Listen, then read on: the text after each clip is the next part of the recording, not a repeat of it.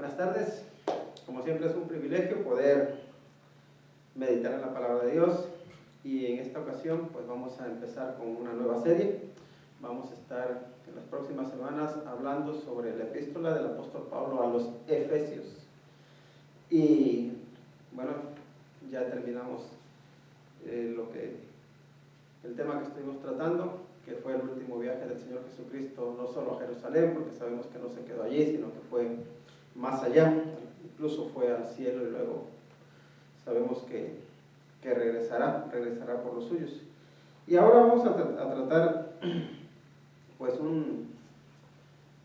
una epístola que se considera uno de las cartas del apóstol Pablo más teológicas, aunque no se queda en lo teológico, sino que también nos habla mucho de los aspectos prácticos, y de hecho podemos ver que los primeros 3 capítulos los dedican a hablar de lo que es, podemos decir, lo que se llama doctrinas, pero luego los capítulos 4 al 6 nos habla de cómo poner en práctica esas doctrinas. Y algo que es muy importante, creo, es entender un poco Éfeso, entender qué estaba pasando y de esa manera situarnos. Pero no solamente nos vamos a quedar en lo que estaba pasando allí en Éfeso en esa época, sino que también vamos a leer un poquito hoy de lo que estaba sucediendo, de lo que sucede unos 30 años después de que la epístola del apóstol Pablo se escribiese. Y eso pues lo tenemos en Apocalipsis, porque en Apocalipsis también Juan nos habla acerca de la situación que había en Éfeso. Vamos a hacer una oración y nos vamos a poner en las manos del Señor para poder pues continuar. Oremos. Dios santo, es un privilegio el poder presentarnos ante tu presencia. Lo hacemos llenos de gratitud, porque tú, Señor, estás con nosotros, porque no nos dejas solos. Y Padre, gracias te damos por tu santa palabra, porque en ella tú nos desafías a hacer luz en este mundo. Y Señor, ahora que vamos a iniciar este estudio de la epístola a los Efesios, te rogamos, oh Dios, porque tú nos guíes, porque tu Santo Espíritu sea nuestro Maestro. Y Señor, por favor, utiliza tu palabra para animarnos, para desafiarnos, para instruirnos, para guiarnos. Señor, por favor, habla en nuestra vida y te rogamos porque tú trates con cada uno de nosotros, que como dice Isaías, que tu palabra no vuelva vacía, sino que cumpla aquello para lo cual tú la envías. Señor, nos ponemos en tus manos y te pedimos de tu bendición, en el nombre de nuestro Señor Jesucristo. Amén. En primer lugar, les quiero pues destacar el hecho de que el apóstol Pablo pues estuvo en Éfeso.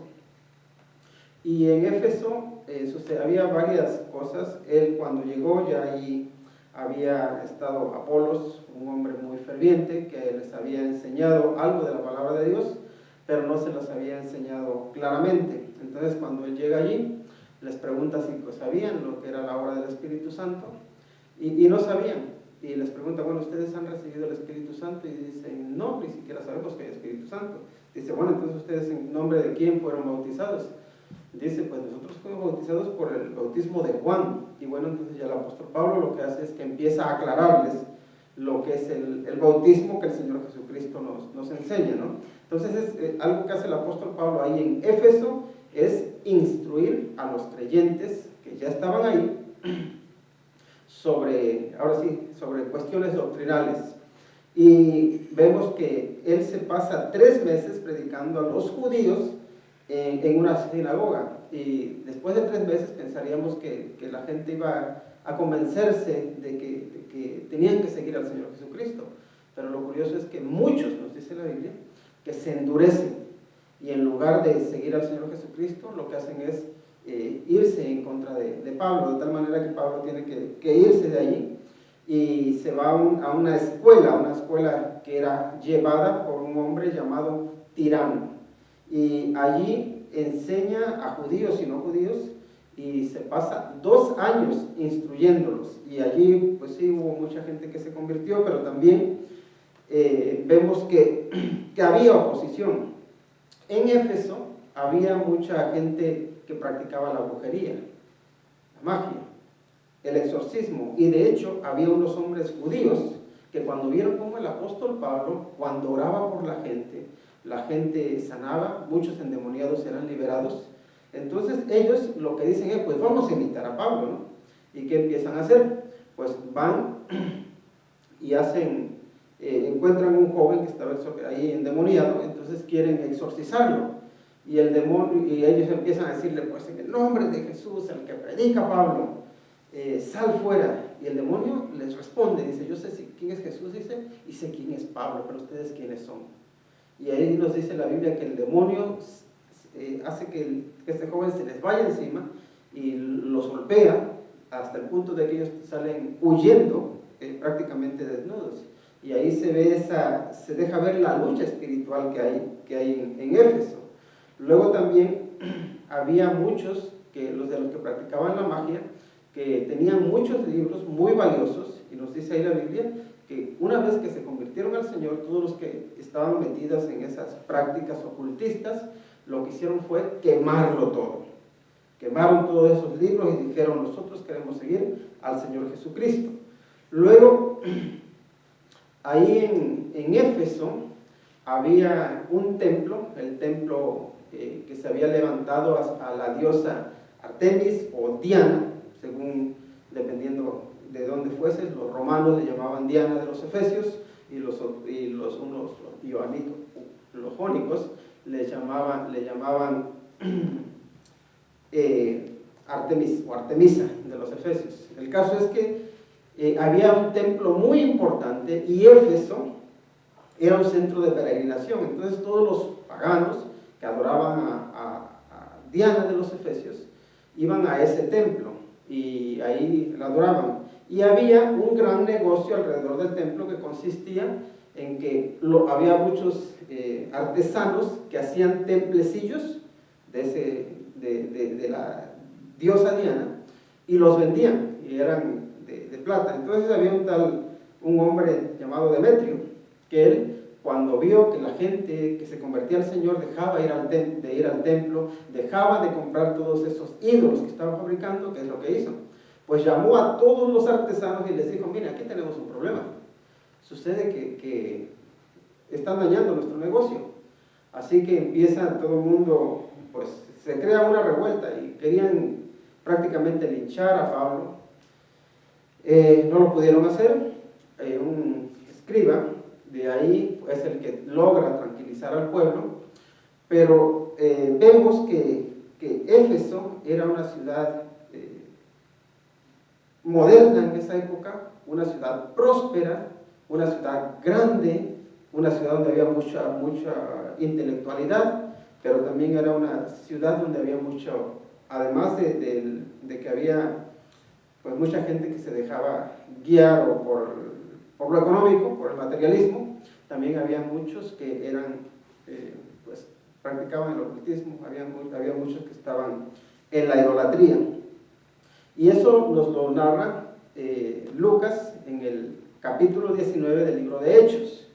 Bueno, esto sucede antes, o esa era la situación antes de que el apóstol Pablo envíe la carta a los Efesios. Pero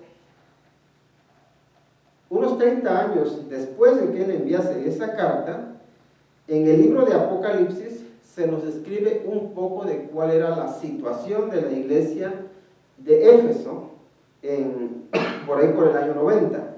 Y se los leo, se encuentra en Apocalipsis capítulo 2, versículos del 1 al 6. Dice, escribe al ángel de la iglesia en Éfeso, el que tiene las 7 estrellas en su diestra, el que anda en medio de los 7 candeleros de oro, dice esto: yo conozco tus obras y tu arduo trabajo y paciencia, y que no puedes soportar a los malos, y has probado a los que se dicen ser apóstoles y no lo son, y los has hallado mentirosos, y has sufrido, y has tenido paciencia, y has trabajado arduamente por amor de mi nombre, y no has desmayado. Pero tengo contra ti que has dejado tu primer amor. Recuerda, por tanto, de dónde has caído y arrepiéntete. Y haz las primeras obras, pues si no, vendré pronto a ti, y quitaré tu candelero de su lugar, si no te hubieres arrepentido. Pero tienes esto, que aborreces las obras de los nicolaitas, las cuales yo también aborrezco. La situación que había en la iglesia de Éfeso, 30 años después de que el apóstol Pablo les hubiese escrito, es que eran muy, podemos decir, muy críticos. Aborrecían a la gente que hacía el mal, pero el primer amor que habían tenido con el Señor Jesucristo lo habían dejado. Y vemos que el apóstol Pablo dice que en Éfeso eran buenos para poner a prueba a aquellos que decían ser apóstoles y no lo eran. Y ahora, hoy en día también vemos que hay muchos que se dicen ser apóstoles, ¿no? Sería bueno que tuviésemos esa actitud como la iglesia de Éfeso, de saber leer las escrituras y ver si realmente son o no, porque la escritura nos habla claramente de cuáles eran los requisitos que debería cumplir alguien para poder ser considerado apóstol. Pero algo que es importante y que nunca se debe perder en el cristiano es su amor por Dios, su amor por Cristo Jesús. Porque una vez que no haya amor, lo que hagamos no tiene valor. Y de hecho, el apóstol Pablo y en Primera de Corintios nos habla de la importancia del amor como el motor que nos mueve a hacer las cosas. Ahora bien, la situación entonces de la iglesia de Éfeso, después de que el apóstol Pablo escribió, su principal problema es su falta de amor. Y obviamente también había algunas enseñanzas que se tenían que corregir, pero vemos que la situación, y una iglesia siempre está en lucha, ¿no? A veces tiene sus situaciones que son más altas, otras veces tiene situaciones en las que son como épocas bajas, pero parece ser que 30 años después de que él escribió a los Efesios, se encontraba en una época baja. Pero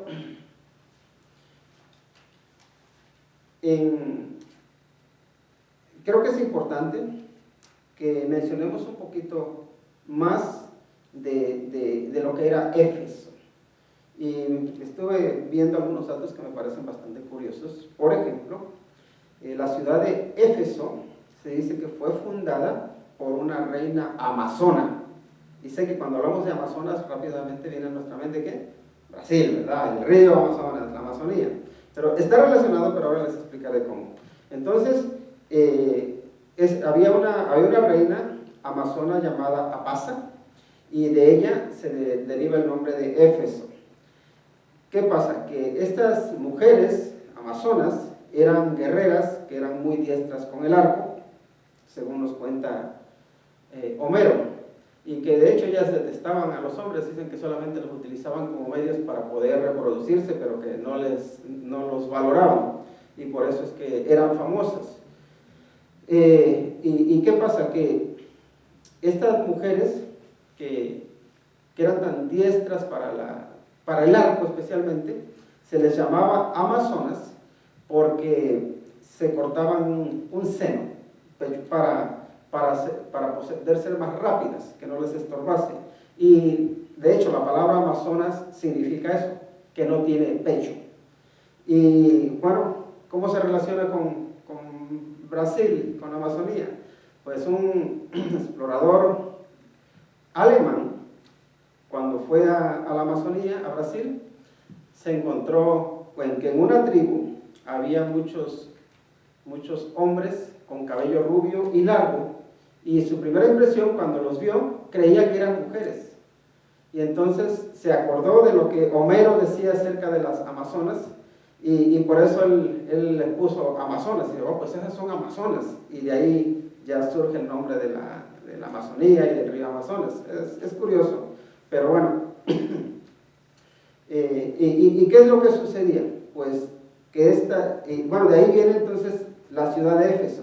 Ahora, Éfeso fue una ciudad que prosperó mucho. Había allí, como les digo, ya en la época del apóstol Pablo, había una biblioteca que era la tercera en importancia, y la ciudad era la cuarta ciudad más importante del Imperio Romano. Entonces era una ciudad muy, muy importante, y en las ciudades importantes recordemos que viene gente de todos sitios, llega gente y de todo tipo de creencias, y también económicamente estaba bastante bien, y por eso es que había mucha gente que se dedicaba al estudio. Normalmente en las economías, cuando va bien la economía de las personas, es cuando la gente se dedica más al estudio, se dedica más al arte, se dedica más a los inventos. Cuando no hay una buena economía, pues uno se preocupa pues casi en exclusiva a ver cómo voy a vivir, a ver cómo puedo defenderme para vivir el día a día. Bueno, entonces ahí había muchos artistas que se dedicaban a hacer esculturas, y como allí estaba la diosa Diana o Artemis, y había un templo que era enorme, de hecho era considerado una de las 7 maravillas del mundo. Entonces ahí había mucho negocio. Estos artistas ganaban mucho dinero haciendo esas imágenes o templecitos, o templecillos como dice la Biblia, de la diosa Diana. Entonces ellos ganaban mucho dinero, pero también había mucha idolatría. Así que el apóstol Pablo, cuando llega ahí a Éfeso, encuentra mucha oposición por esa razón, por toda la idolatría que había. Ahora, Pablo, cuando escribe a los Efesios, él ya hace tiempo que se fue de Éfeso. ¿Y dónde se encontraba el apóstol Pablo? El apóstol Pablo, cuando escribe la epístola, se encuentra prisionero en la cárcel en Roma. Y recordemos que hay 4 epístolas que se les conoce como las epístolas de la cárcel, las cuales son Efesios, Filipenses, Colosenses y la de Filemón. Entonces Pablo, estando en la cárcel, escribe estas 4 epístolas, y manda a 4 hombres para que las lleven a Epafrodito, y lo manda a Filipos. Y en Filipenses el énfasis que destaca es la vida cristiana con Cristo como fuerza dinámica. Y ahí vemos ese versículo tan importante, o que todo el mundo se suele aprender, que dice: todo lo puedo en Cristo que me fortalece, ¿no? Eso es para los filipenses. Para los de Éfeso, les escribe, manda a Tíquico que les lleve la carta, y eso lo encontramos en Efesios capítulo 6, versículo 21, y ahí habla de la iglesia como el cuerpo de Cristo, y ese es el tema principal que vamos a ver aquí en la epístola a los Efesios. Luego también a Colosas envía a Epafras, y en Colosas, en la epístola a los Colosenses, vemos que ahí enfatiza a Cristo como cabeza de la iglesia. Entonces, a los Efesios les habla de la iglesia como cuerpo de Cristo, y a los Colosenses les habla de la cabeza de la iglesia, que es el Señor Jesucristo. Y luego a Filemón envía a Onésimo. Onésimo era un criado que había escapado de la casa de Filemón, que había sido su criado, o más bien un esclavo, y entonces anduvo con Pablo y se lo regresa, y le dice, y en los versículos 17 y 18 le dice: oye, te envío a mi hermano Onésimo, y si te debe algo, yo te lo voy a pagar, por no decirte que tú mismo te me debes a mí, ¿no? Y bueno, el énfasis de la epístola a Filemón es el vivir del creyente en medio de una sociedad pagana. Ahora bien, aquí ya centrándonos un poquito más en Efesios, podemos decir que la epístola tiene dos secciones principales. De los capítulos 1 al 3, que son los capítulos doctrinales, nos habla o enfatiza el llamado celestial de la iglesia. Y luego de los capítulos 4 al 6, nos habla de la práctica terrenal de la iglesia. Entonces, llamado celestial y práctica terrenal. Ahora, la idea que nos da aquí es que, sí, dice que nosotros estamos sentados en los lugares celestiales con Cristo Jesús. Y de alguna manera nos está diciendo, pero no se queden tan cómodos. Pónganse de pie. Y por eso nos dice que andemos con dignidad, conforme al llamado que el Señor Jesucristo nos ha hecho. En otras palabras dice, sí, han sido llamados a participar de los lugares celestiales con Cristo Jesús, pero que mientras llegan allá, mientras llegamos allá, necesitamos ser fieles aquí. Necesitamos andar o caminar como es digno del Señor Jesucristo. Ahora, haciendo un resumen del tema particular de cada capítulo, podemos decir que en el capítulo 1, el apóstol Pablo enfatiza que la iglesia es un cuerpo. En el capítulo 2 es que la iglesia es un templo. Somos el templo del Espíritu Santo, recordemos. En el capítulo 3 nos dice que la iglesia es un misterio. En el capítulo 4 nos dice que la iglesia es un hombre nuevo y somos una nueva creación en Cristo Jesús, es lo que nos dice. Luego en el capítulo 5 nos dice que la iglesia será la esposa. Recordemos que la iglesia será la esposa del Cordero, todavía no es la esposa. Y luego ya en el capítulo 6 nos presenta a la iglesia como un soldado. Y recordamos que ahí nos habla de ¿qué? De la armadura de Dios, ¿verdad? Eso ya lo conocemos. Entonces, algo que también se puede ver aquí en la epístola es la obra de Dios manifestada como Padre, como Hijo y como Espíritu Santo. Entonces vemos que Dios es el que planea la iglesia, vemos que el Hijo es quien paga el precio por la iglesia y vemos que el Espíritu Santo es el que protege a la iglesia. Ahora, ya llegados a este punto, quiero enfatizar dos versículos. Y los dos versículos, aunque la introducción fue un poquito larga, son los versículos 1 y 2 de aquí de Efesios. Y les leo lo que dice. Dice, Pablo, apóstol de Jesucristo, por la voluntad de Dios, a los santos y fieles en Cristo Jesús que están en Éfeso. Gracia y paz a vosotros, de Dios nuestro Padre y del Señor Jesucristo. Lo primero que vemos es que Pablo lo que hace aquí es presentarse, ¿verdad? Él cuando empieza a escribir, quiere que tengan claro que está escribiendo Pablo.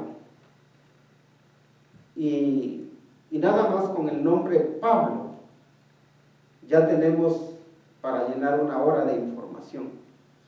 Porque si vemos la biografía de Pablo, Pablo fue un hombre que era de los enemigos más acérrimos del Señor Jesucristo y se convierte en uno de los seguidores más fervientes. Recordemos que Pablo presenció la muerte del primer mártir de la iglesia, que era Esteban, que él sostenía sus ropas.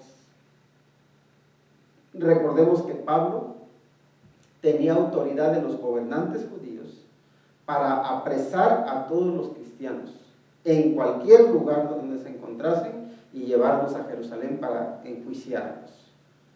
Recordemos que Pablo tenía celo por Dios, pero era un celo enfermizo, un celo que no permitía a otros la libertad de creer en Cristo Jesús. Pero luego tiene un encuentro con el Señor Jesucristo y deja de ser ese perseguidor de Cristo y se convierte en un seguidor de Cristo. Hay una gran diferencia. Entonces cuando él se presenta como Pablo, todo el mundo ya dice, este es Pablo, al que muchos cristianos tenían miedo. ¿Por qué? Porque los quería matar. Ahora, Pablo, ahora nos dice cómo se ve a sí mismo.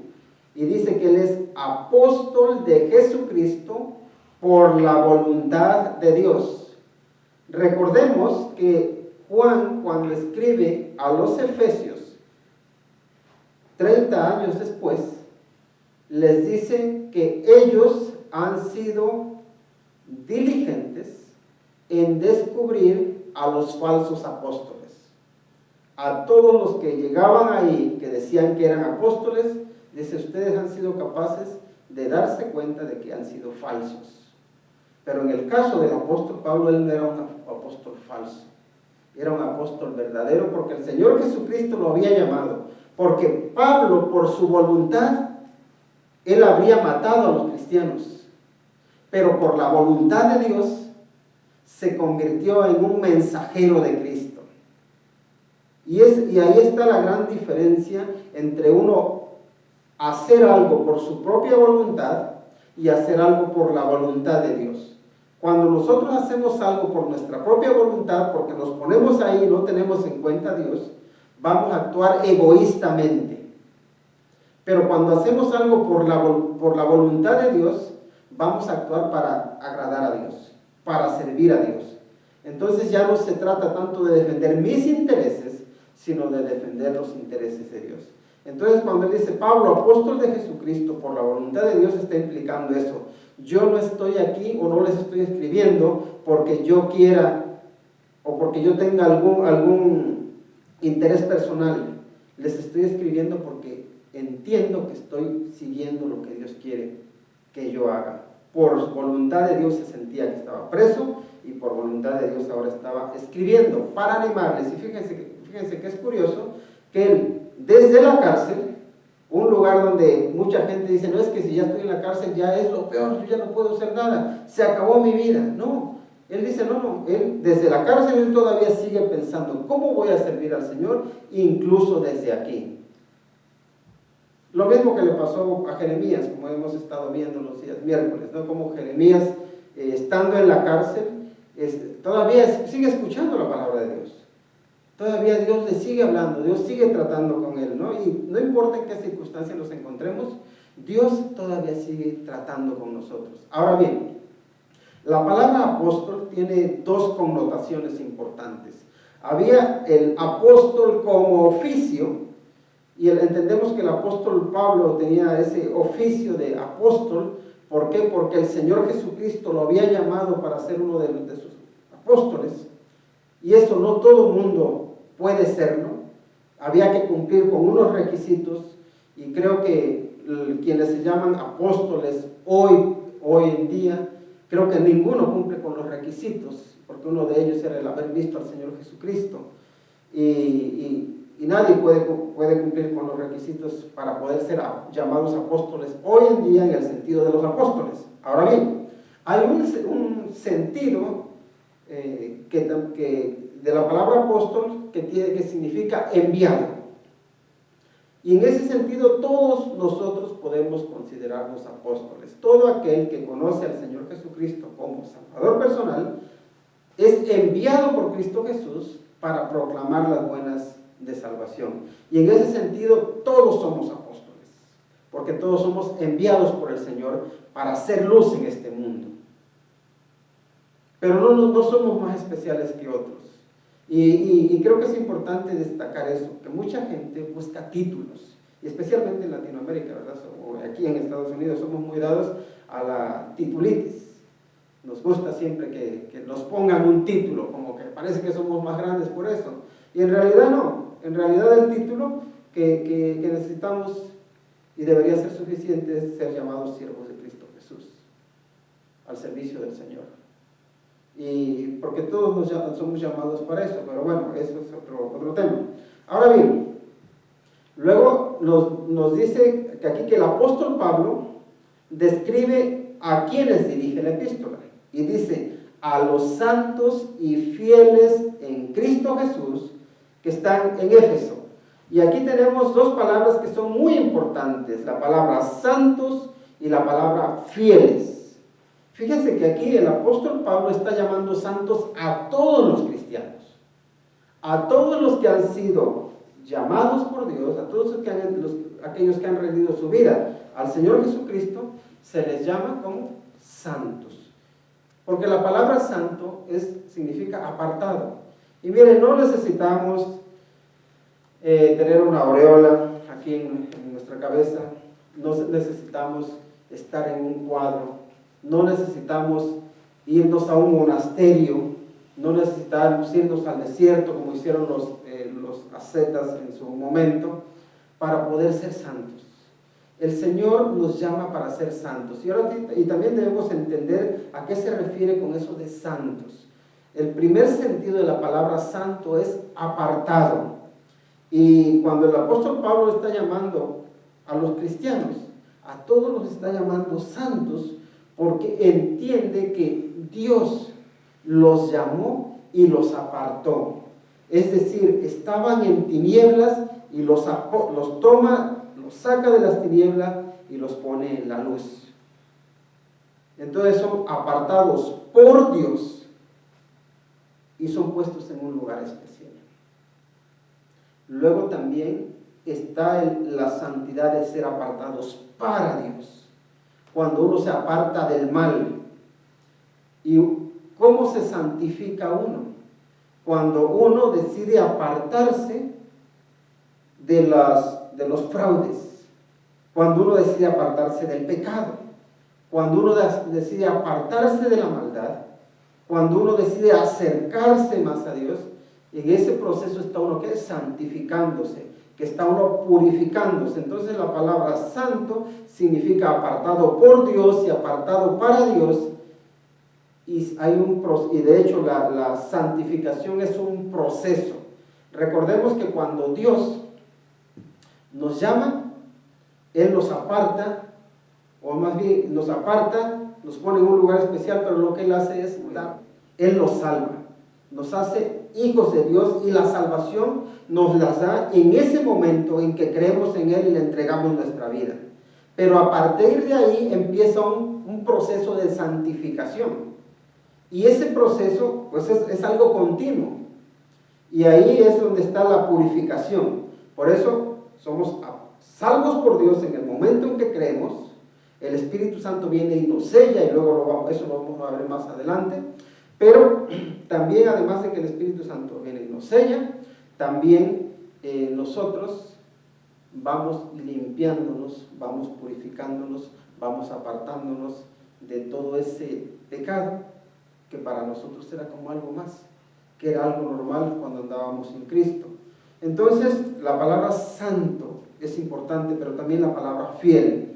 Y recordemos que la palabra fieles tiene que ver con fe, tiene que ver con depositar nuestra confianza en el Señor, pero también tiene que ver con obedecerle. Pero no obedecerle solo un momento, sino obedecerle de forma continua, de forma constante. Y por eso quise leer lo que estaba sucediendo en el capítulo 19, cuando la iglesia de Éfeso está empezando, y también en Apocalipsis capítulo 2, donde vemos que ya la iglesia lleva muchos años, cómo se habían mantenido fieles muchos, pero otros se habían apartado, otros habían caído, otros su amor por Dios había fluctuado o se había venido abajo. Y el Señor nos llama a que seamos fieles, es decir, a que seamos constantes. Y el apóstol Pablo está escribiendo esta epístola a aquellos que son santos, a aquellos que quieren seguir sirviendo al Señor, que ven que vale la pena servir al Señor. Y recordemos que ellos se encuentran en un lugar concreto, que es Éfeso, un lugar donde hay una lucha constante. Y de hecho había muchos que no se daban cuenta de las dimensiones de la lucha que tenían los cristianos ahí, porque muchos se quedaban solamente en el aspecto material, cómo cedían a los chantajes, cedían al materialismo, a las riquezas, cedían también a tener conflictos entre unos y otros.